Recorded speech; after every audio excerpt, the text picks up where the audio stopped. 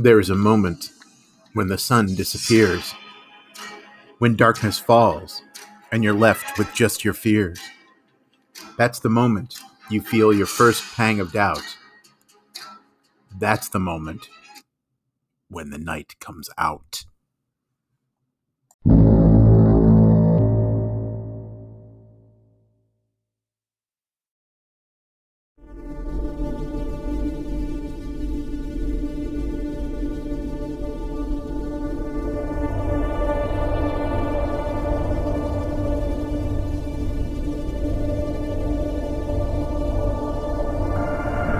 Episode 6, Safe Haven. Moving to an isolated, idyllic island is the dream for some. The isolation, the beauty of the ocean, the relaxed life appeal to many.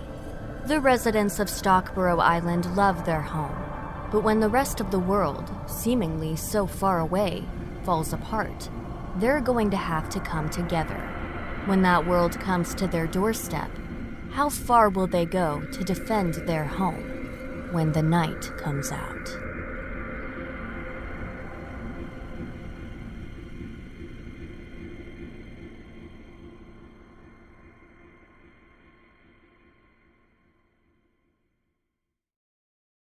Stockborough Island, January 15. What are they calling this thing now? Kylie Fullerton asked from the kitchen, wiping down the dishes with the old wash rag. Cave flu. Her husband, Nick, called from the living room where he was watching the news. He was always watching the news these days. CF for short. Stupid name. Kylie put the dish in the rack and wiped her hands. Why do they always have to come up with stupid names for these things? Say they found it in a cave somewhere, Nick replied. Some guy wandered into one or something and got bit by a bat. Or maybe he ate a bat? I don't know, something with a bat. Always the damn bats, too. Kylie rubbed her hands nervously and stepped into the living room. Her chair was right next to Nick's, looking cozy and warm. Kylie sat down with a grunt. Ever since she turned 60, the grunting when she stood up or sat down had become so consistent. She stared at the images on the screen with wide eyes. A city on the other side of the world, filled with sick people lining the hallways of hospitals. Medical staff running up and down the halls with no purpose in mind. Stretchers stuffed with patients, some of them looking very dead.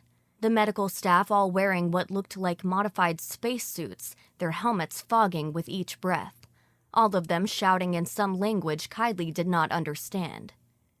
Looks bad, Kylie said. Nick grunted.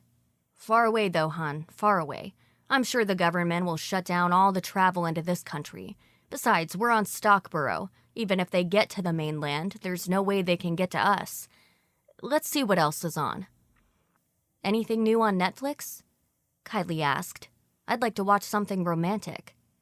Nick laughed. You always do. Let's see. Stockborough Island nestled in the ocean off the coast of Maine. Surrounded on all sides by deep water, it was almost a country to itself. Within the island were just over 200 residents. The entire island was just under 10 square miles.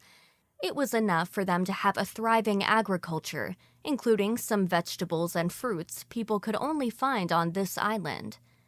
Dale Johnson had a farm with dairy cows, pigs, and chickens too, selling them in the local store, which was a bit of a tourist attraction because the Stockborough Island branded food items it sold. It was a half-hour ride in a ferry boat to get here. During the summer months, the island's population exploded to over 1,000 as tourists ran around filling the rooms along the one hotel on the south end. You got used to the people from the mainland stopping to take your photo like you were something odd. Kylie worked in a souvenir shop near the docks during the busy days. Nick worked at the hotel doing maintenance, but they were very much planning to retire someday soon, spend the rest of their life here on the island. It was peaceful, isolated. Sure, the winters could be harsh, and a nor'easter could really create havoc on the island, but they were a resourceful people. It was nice. A safe haven. January 20th. The first case popped up in Florida. Nick and Kylie were in their chairs again. Just that morning, Kylie had been talking to Jessica, the owner of the shop where she worked during the summer. "What do you think of this cave flu thing?" Jessica asked. "Well, it has a proper name, you know. I can never remember what it is, though." "I don't much care what its actual name is. Some guy got it in a cave. It's a cave flu." Kylie shrugged. "I don't think it'll be here much. I mean, we're safe from the mainland stuff, right?" Jessica nodded. "I just hope it doesn't become a big deal. I'd hate to lose the tourists this summer." "I wouldn't worry, Jess," Kylie admonished. "How could it jump across the ocean? It's only January. It'll be long gone and forgotten by the time summer gets here." Jessica seemed satisfied, and they moved on to more pleasant topics. "Where did they say it came from?" Kylie asked Nick. "Said some guy visited that place over there where all the patients were." Nick shifted in his seat, cleared his throat. "Got on a damn plane and came down with the symptoms halfway across.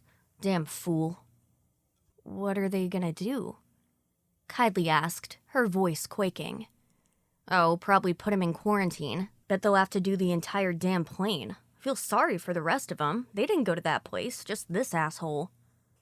"It makes me nervous," Kylie muttered, reaching for the book beside the table. She didn't want to see any more of the news. "Relax, hon. Florida's still a long way away. We can take care of ourselves here, too. Think about how far away it is from Florida to Maine. Lots of territory. They'll lock the people on the plane down and treat them. I bet we've got a vaccine already." Nick smiled at her, and Kylie smiled back. He always had a way of making her feel better. She reached out a hand to his, and he grasped hers. She ran her thumb over the gnarled knuckles. He had spent his life working with his hands. He always knew when a big storm was coming because the joints of his fingers flared up something awful. "We're luckier than a lot of the other islands, you know," he reassured.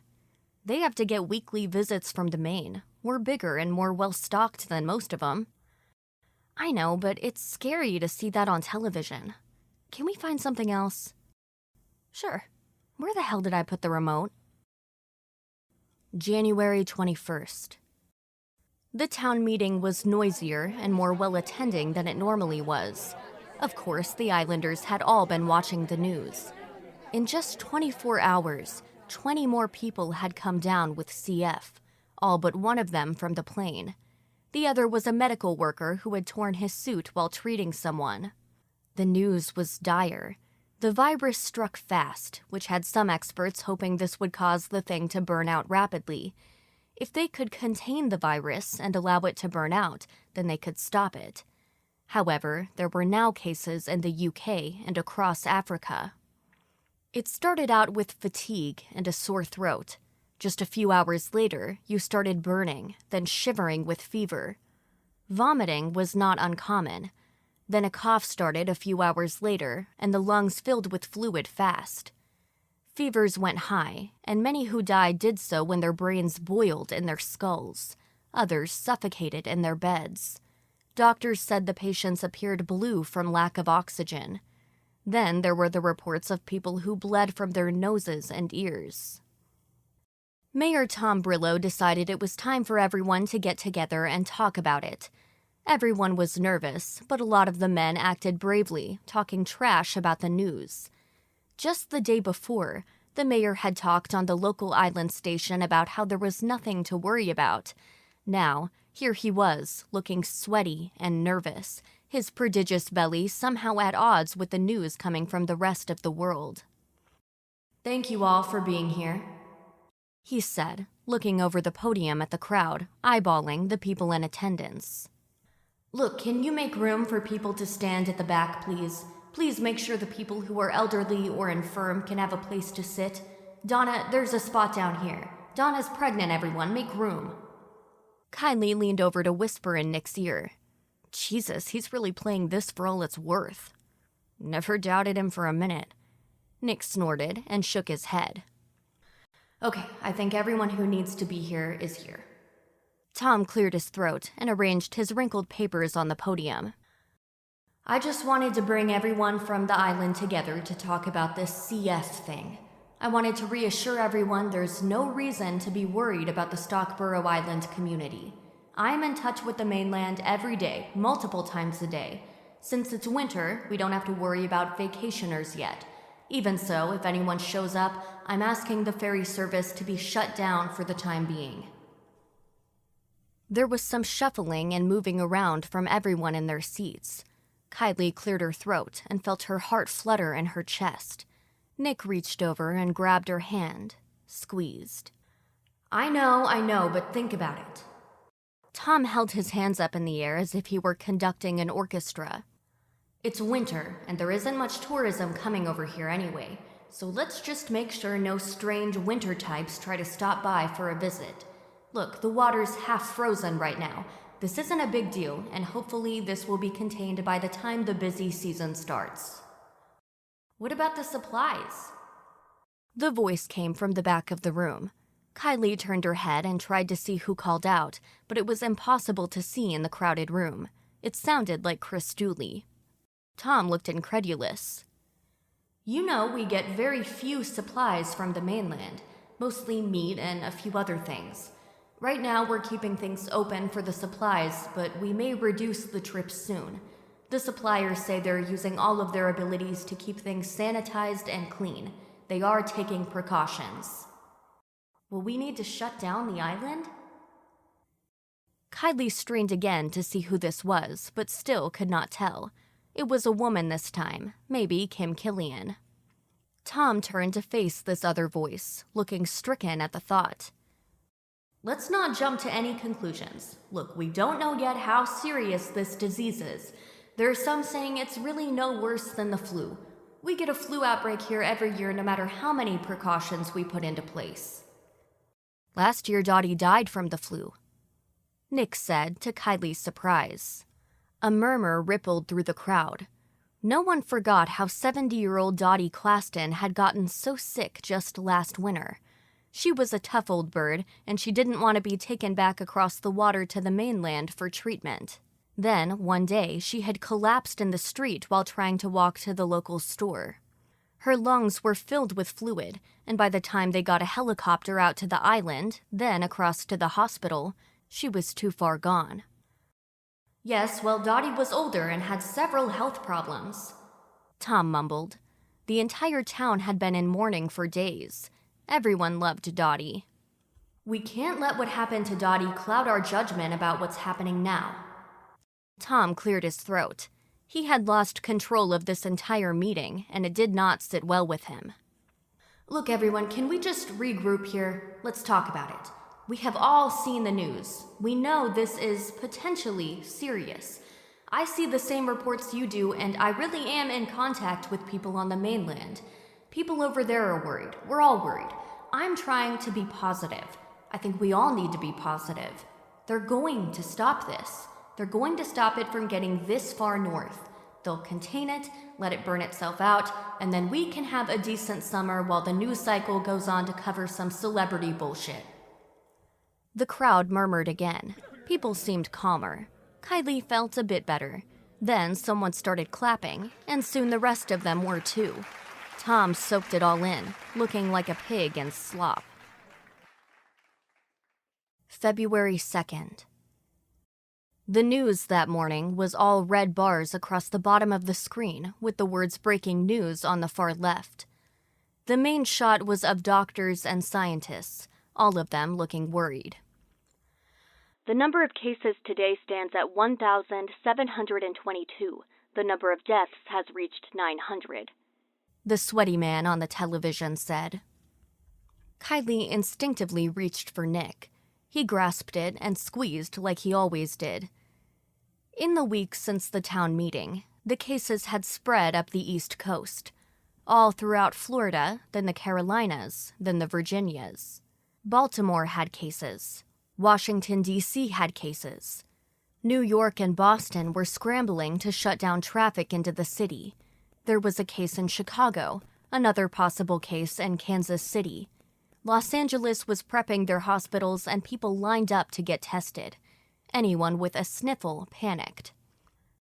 They're gonna have to shut down, Kylie stated. What choice is Tom and the council going to make? We're gonna have to stop the supply runs and batten down the hatches here. Relax, honey, Nick reassured, but there was a light in his eyes Kylie did not like. He was nervous, too. It's not up this far yet. Maybe if they shut down New York and Boston and the other big cities, they can create a barrier and stop it. Wishful thinking. When did you ever know a person from New York who wanted to do what they're told? Nick laughed. We need to watch something else. This is getting too scary. People are going crazy. There'll be a run on food soon. Tom will have to consolidate our food supplies if we have to shut down, like we do with the nasty storms. Nick sighed. Well, we're lucky all the gardens and crops here did well. We've got enough stuff canned and down in the cellar to last us a year. I hope so. She had canned a lot. Their backyard garden had produced an abundance last year. The bigger farms had stored a lot too. Kylie hoped it wasn't necessary, but it might be. Perhaps sooner than any of them wanted. What about guns? Kylie asked. Nick looked at her curiously. What the hell are you worried about guns for? Kylie looked embarrassed. Well, we're gonna have to protect ourselves here. Think about it, Nick. How long before people on the mainland hear about us and try to come here, babe? Wow. Nick shook his head.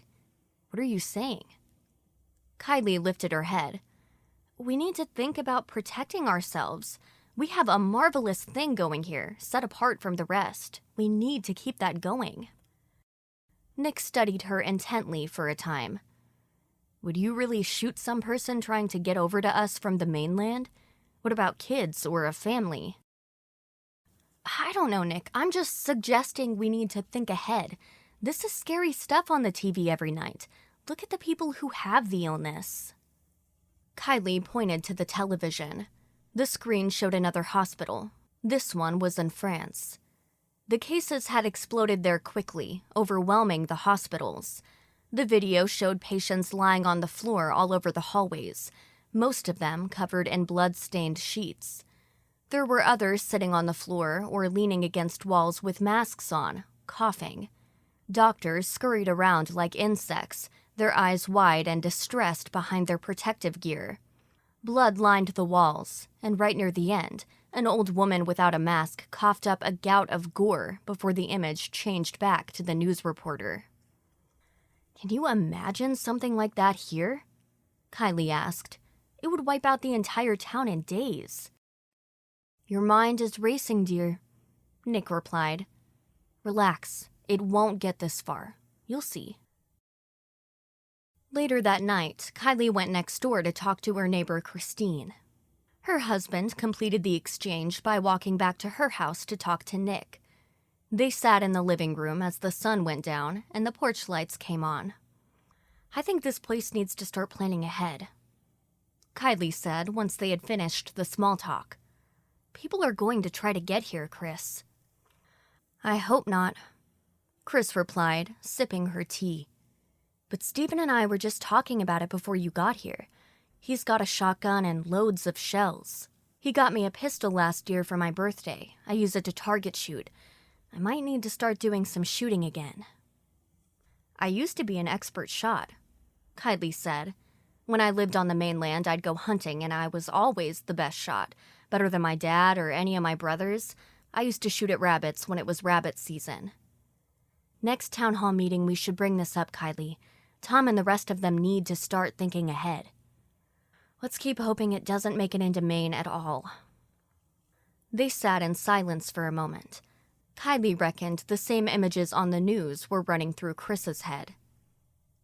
How do you put this back into the cage once it gets loose? Chris asked. February 14th. Nick and Kylie sat at their kitchen table eating the delicious fish dinner Nick had spent the entire afternoon preparing.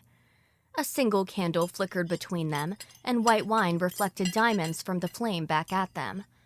It was a muted Valentine's Day dinner, but they had enjoyed it as much as they could. They had spent the day watching movies and not the news. However, the news was not far from their minds. They both knew what the latest reports had said. The virus had decimated New York and Boston. The entire state of Vermont was on a lockdown, but the cases still rose daily. There were 1 million dead in Europe, and the spike in the U.S. had caused the deaths to reach 6 digits. The president had gone into some bunker beneath the White House, or so the rumors said. In Chicago, a riot had broken out when the National Guard attempted to cordon off a neighborhood on the south side of the city. There had been another riot in a big box store outside Las Vegas when several people had fought over toilet paper and canned goods. The riots in both cities had spread, and there were fires everywhere. There was another town meeting tonight. Kylie was nervous because she had plans to bring up circling the wagons and arming everyone on the island. Even Nick had started to come around to her way of thinking. "I love you," Nick said, tears in his eyes. "I'd do anything to protect you, hon. You know that." She raised her wine glass to toast him. "I know, I'd do the same. I love this island. I love the people here. I'd do anything to protect all of us." They clinked their glasses and took hefty sips. Then they ate in silence for a while. "This is some fucked up shit," Nick said to his plate. "Yes, it is." Kylie could do nothing but agree. The hall was once again filled, but this time everyone was very serious, and the bravado from the last meeting was gone. Several times, Kylie heard people crying or blowing their nose. On the mainland, no one was supposed to be within 10 feet of each other, but here, where everyone knew where everyone had been for months, there was no fear. No, the fear came from out there, outside the walls, across the water. "My contact with the mainland stopped taking my calls or calling me back after I left messages," Tom said, his tie askew, his hair a mess. The bags beneath his eyes looked large enough to fit an elephant. "I'm hearing the news the same as you. As you know, we stopped taking any supplies from the mainland last week. I'm here to talk to you because I need to ask you to pull together." There was a slight murmur in the crowd, but this time it was mostly in agreement. "We need to consolidate our food." Tom cleared his throat. "I know we had an exceptional year last year, but until we can start getting new food, we have to consolidate as best we can. This will mean rationing, folks. I hate to say it, as abundant as we might be. We have to be careful. It could be a while before we have new growth to add to the supplies." More murmurs. No one appeared angry. Tom continued. "The good news is we really made sure to stock up on 3 times the amount of supplies we would normally get from the mainland last week. We are well stocked if we all band together and keep calm. We can sort of hoard as a community, but not each of us individually." Silence greeted this statement. The reality of the situation sat down on them like weights. "What about guns?" The entire room shifted uneasily with the question. "What was that?" Tom moved his head around, trying to see through the crowd and pinpoint the source. "Who said that?" Kylie stood up. Nick gasped, reached out to pull her back down. "Me, Tom." She raised her hand. "What did you ask?" "Guns, Tom. What do we do about guns? We need to take an inventory. Look, people, if we're talking real, we need to talk about everything. Think about it. When the rest of the mainland is dying, what are the people who have access to a boat going to do? They're going to try to come to us. What are we going to do? Are we going to let them? If we're talking about sealing ourselves off, boats and planes trying to land here need to be turned away. How are we going to turn them away?" The quiet which descended was almost palpable. Kylie looked around into the faces who were her neighbors and friends. The look of shock or outright horror made her want to tell them all this was a joke and sit down. However, even as Nick tugged at her hand, she pulled away and stood her ground. "I'm serious," she continued. "I know this is hard to take. I know it sounds crazy, but you saw the news. You see what's happening. Things are going to get worse. I don't want this to happen either. You know me. You all know me and who I am. I don't want to be violent. I love when the tourists come, but we're in a unique position. We're separated from the rest of the world.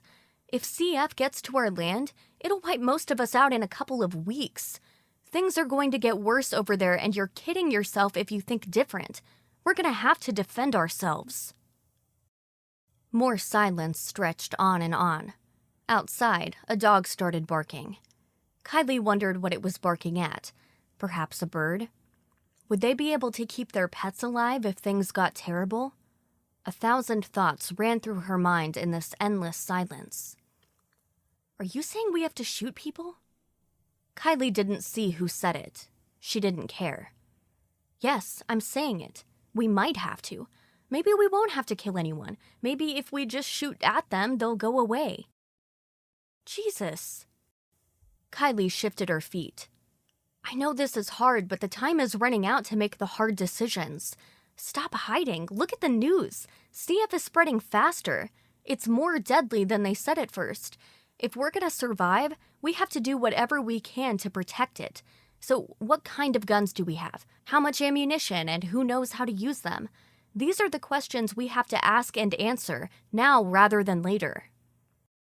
Kylie sat back down, crossing her arms over her chest. Nick had his head in his hands, but she didn't want to look at him right now. Tom once again cleared his throat. Thank you for that, Kylie. We'll take it under advisement. I told you not to bring that shit up, Kylie, Nick yelled when they got to their house. They had walked home in silence, the rest of the town giving them a wide berth. God damn it, Nick, you have to stop telling me what to do. Kylie ripped her coat off and tossed it on the sofa. What are you seeing there on the television? It's 1,000,000 miles away. There's no way it's going to get up here. They're going to stop it. Kylie laughed in his face, walked across the room, and turned on the television. Immediately, the screen filled with images of New York on fire. A crawl across the bottom said an additional 10,000 deaths had been reported. 40 states had confirmed cases. 4 more said they were testing. Radio silence had fallen across the island of Jamaica. A passing plane said the island appeared to be full of corpses on the street. Similar images came from other islands, such as Haiti and some islands in the Philippines. They had reported the first cases in Hawaii on the island of Maui. Look at this, Nick. Kylie pointed to the images. Military vehicles patrolled the streets of Washington, D.C. Police with riot gear, mixed with biohazard gear, fought off rioters in Boston. This will be in Maine by tomorrow, and you've got to stop deluding yourself. Your positive attitude is great, and we're gonna need it around here, but you have to stop burying your head in the sand. Nothing will stop this. There's no way to get ahead of it. We have to stop pretending to be polite about it. Nick stared with wide eyes and an open mouth. Tears streamed down his cheeks as if this were the first time he was really seeing things. Kylie realized then he had been watching the news as if it were some reality show, or maybe even written by Hollywood. Nick had hoped the government or someone would come in at the last minute and rescue humanity. A knock at the door woke them out of their reverie. Kylie put a hand on Nick's shoulder and answered the door. Tom and 4 others stood on the porch. Hi, Kylie, Tom said. Do you have a moment to talk to us? What about? Bill Craddock sighed, put his hat in his hand. We want to hear your ideas about the guns. We talked and we think a plan needs to be in place. Kylie nodded and looked back over her shoulder. Her husband's hand was up to his face, and the hitching in his shoulders showed he was weeping. She hated to leave him like this, but she needed to take control. Let's talk. March 1st. Kylie sat in her chair, drinking her coffee, and watched the news. This was just part of the day now. The news anchors had changed at least 4 times since Valentine's Day. This was a young woman who looked like a teenager. Kylie wondered if she had been an intern, or maybe was just the daughter of one of the cameramen. Updating our story. the young woman said, her eyes wide, her lips quivering. 4 million deaths were reported as of last night.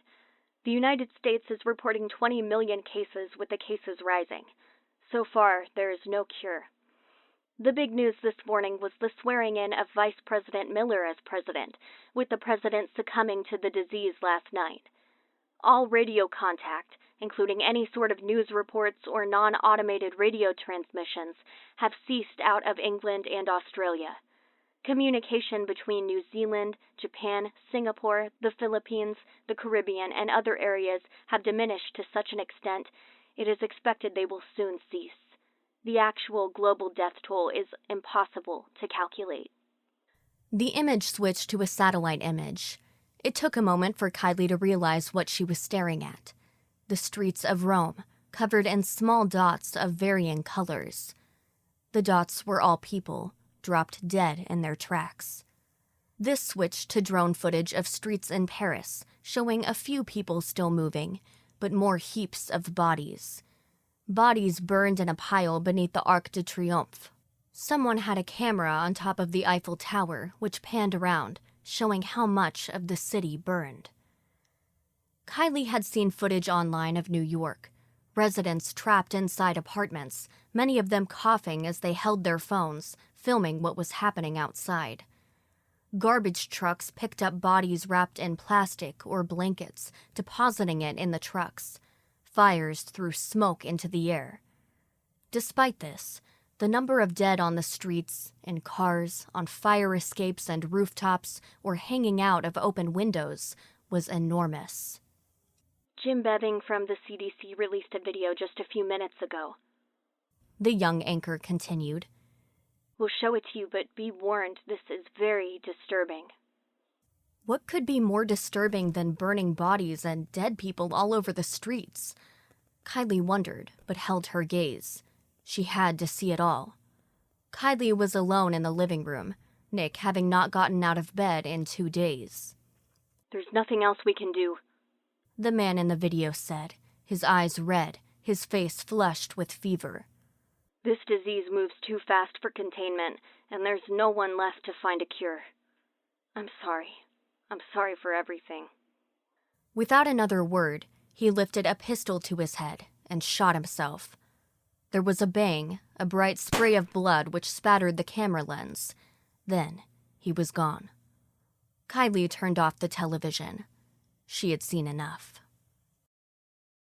Kylie and Christine walked along the coastline, using the path frequented by tourists during the warmer seasons as a place to jog and hike. It provided high, beautiful views of the ocean. From up here, they could see the peaks from some other islands off in the distance. As they strolled along in the bright sunshine and the unseasonably warm weather, they both noticed smoke rising from one of the islands along the horizon. "Which one is that?" Christine asked. "No idea. Too hard to tell. For a while, the skies got really clear, but now they're burning so many bodies in so many cities, the sky's hazy again."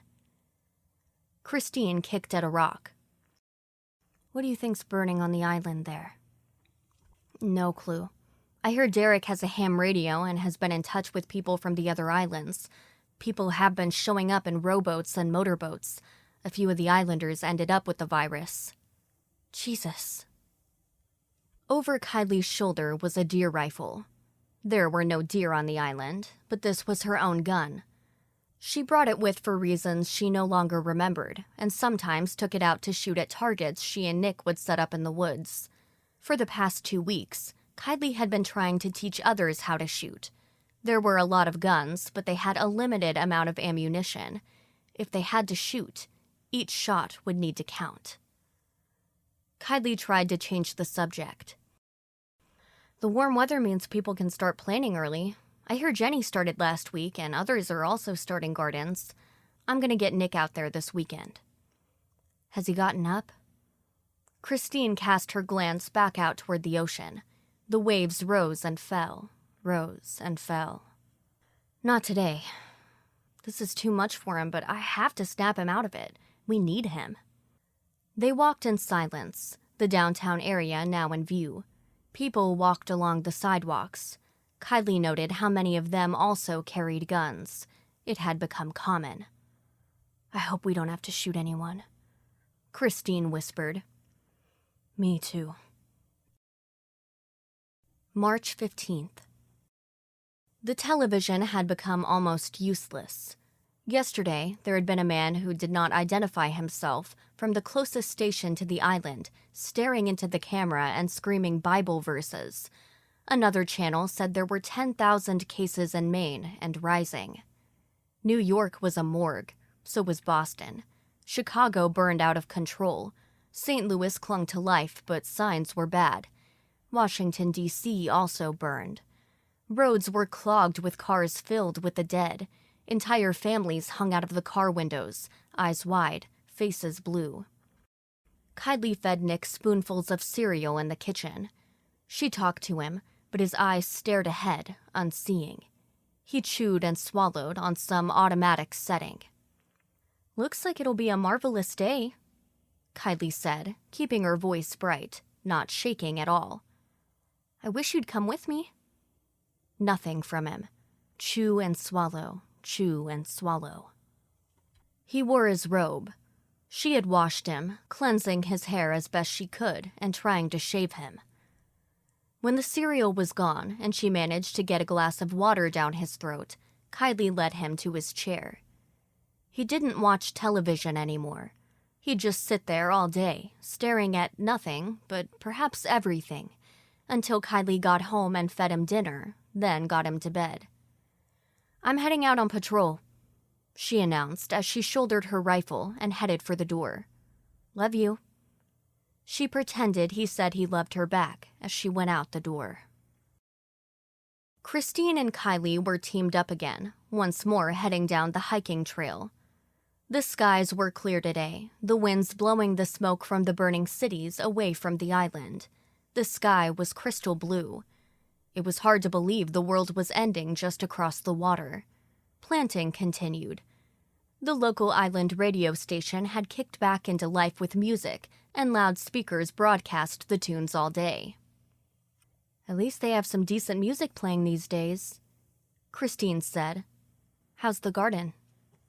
"All planted." Kylie studied the skies and cast her gaze out into the water.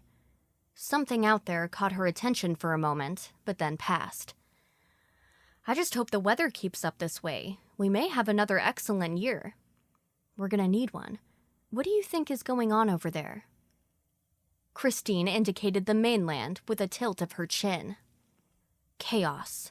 I listened to some of the ham radio calls. Few of them are on the air anymore, and so many who have coughs or sound sick. They say the streets are utter chaos, and now the small towns are falling." "Anything from other islands?" "Some, but they're shutting down entirely. No one is allowed to land at the docks. They've had to turn people away, but people are getting desperate. There will be a confrontation soon." They walked along for a while, each lost in their thoughts. They disappeared into a copse of trees for a moment, and Kylie stared up into the branches. Birds chirped, flitted from one tree to the next. Nothing stopped them, she thought. Nature continued. It would continue even when all the humans were gone. When they came out from the trees, Kylie cast her glance back toward the ocean. This time, she saw the dot on the horizon very clearly. "What's that?" she asked. Christine snapped out of her thoughts. "What? Where?" Kylie pointed. "Out there. See it?" Christine followed her finger and studied the ocean for a moment. "Goddamn, it's a fucking boat." Kylie grabbed her radio, made sure it was on the right channel, and turned on. "Red, red, red, boat on the horizon. I repeat, red, red, boat on the horizon." Christine looked terrified. "Oh Lord, please let them go right by. We have to hustle to the docks," Kylie said, holstering the radio. "Come on." "This can't be happening," Christine cried. It was a decent-sized boat, white with an open-top bridge. A man in a white shirt was at the wheel, his eyes red, face flushed in the telltale manner everyone had come to know as someone with the virus. A woman sat in the back, a girl of about 8 in her lap. Another little one, a bit younger, sat opposite. 30 townspeople lined the docks, all of them with weapons. Tom stood at the end of the dock, always wanting to be the face and voice of authority.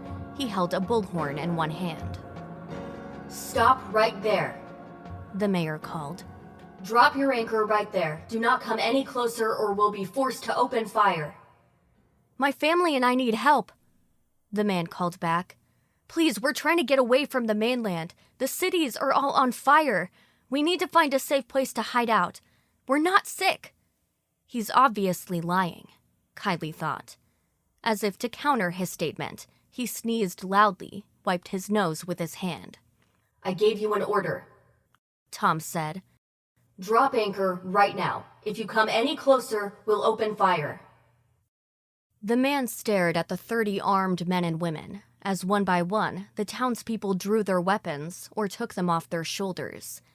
He tried to speak, but a coughing fit got him instead. He held up one hand, dropped his anchor. "Thank you. Now stay there and we'll discuss what happens next." "Please," the man cried, his voice cracking. "My girls need help. I have a family."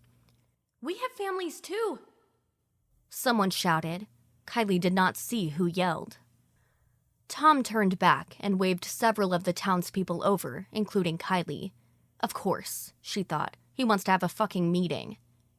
"What do we do?" he asked, looking nervous. "You know what we have to do," Kylie said. "We have to send them on their way." "But they need help," Dale said. "Kylie, there's kids on there." "If they get off that fucking boat and get over here, we're all dead," Kylie said. "We have to send them away, and if they won't listen..." The silence hung in the air. "What are you saying?" Tom asked. "You know what I'm saying." "Jesus, you can't be serious. Kylie, they're kids." "I don't give a shit," Kylie lied. Of course she cared, but she cared about the island more. "Now tell them to move on." Just then, the others started yelling. There was a splash. Kylie pushed Tom aside, leaving him sputtering behind her. The man had jumped into the water. His head bobbed above the waves, and he pulled himself towards the docks. Behind him, his wife yelled his name over and over, standing at the edge of the boat. "Get back into the boat, sir. You have to get back in the boat." All these commands came at once, talking over each other.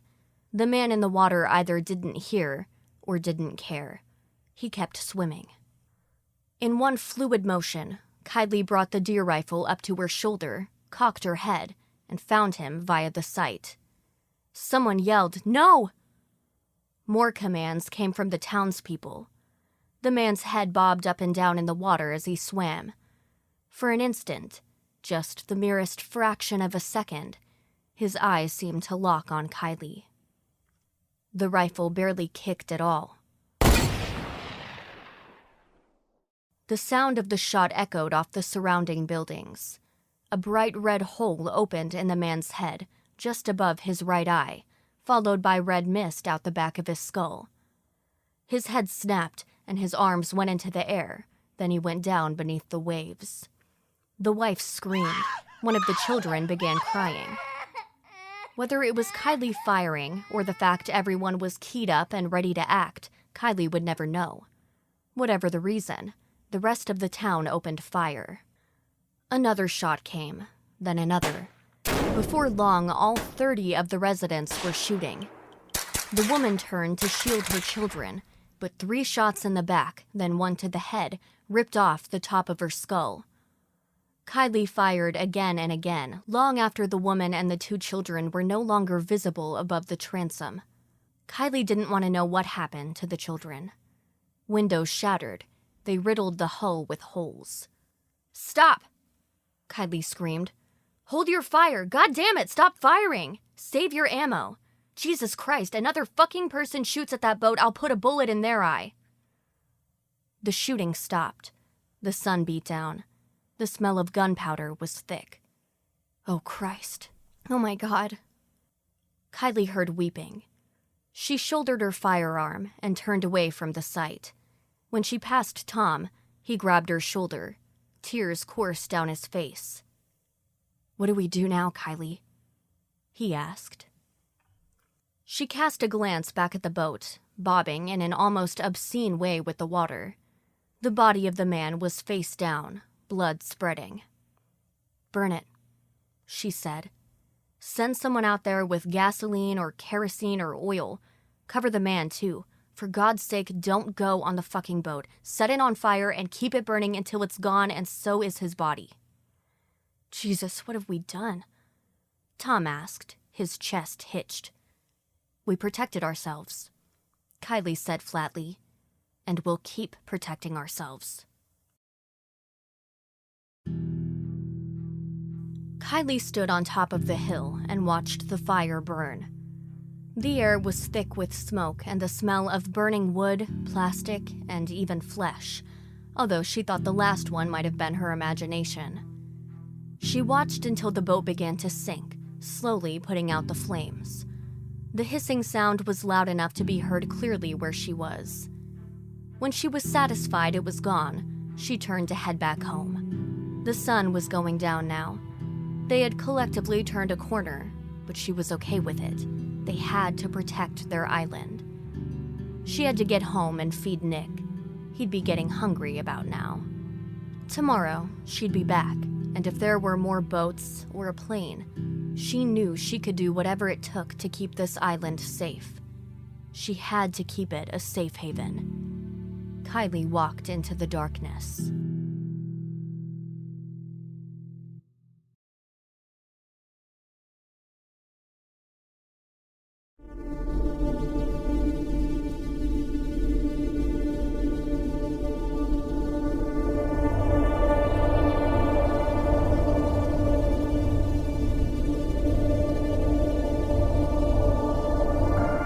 People will do just about anything to defend the ones they love. It doesn't take much to push the things we think of as normal into utter chaos. The residents of Stockborough Island know what they have to do to survive, what they have to do to stay safe when the night comes out.